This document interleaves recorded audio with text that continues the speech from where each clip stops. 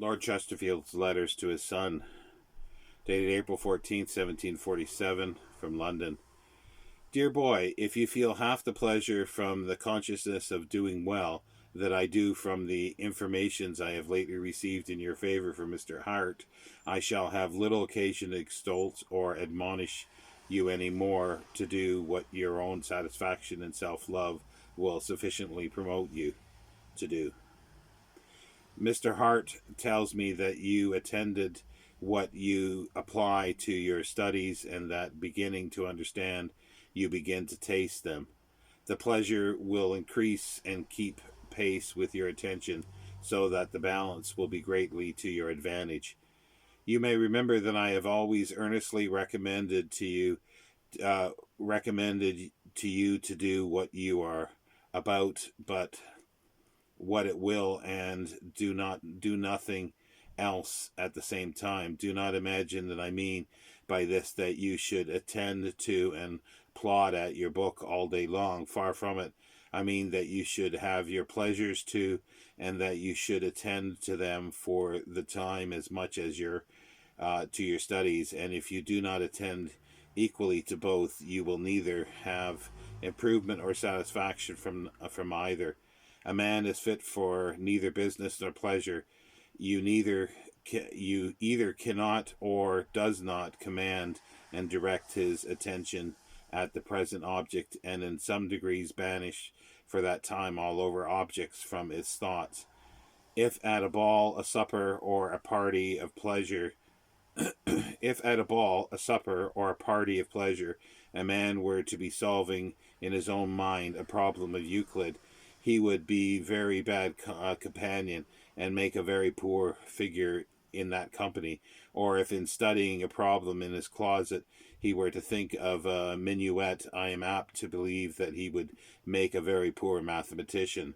There is times enough for everything in the course of a day, if you do but one thing at once, but there is not time enough to do in the year, if you will do two things at a time.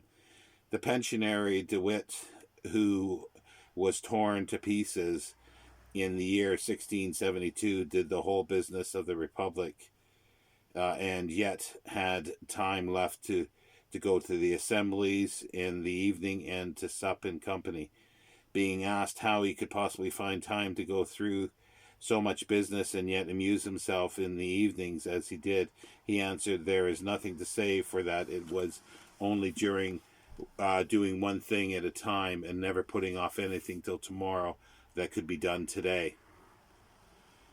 This steady and undissipated attention to one object is a sure mark of superior genius, as hurry, bustle, and agitation are the never-failing symptoms of a weak and frivolous mind.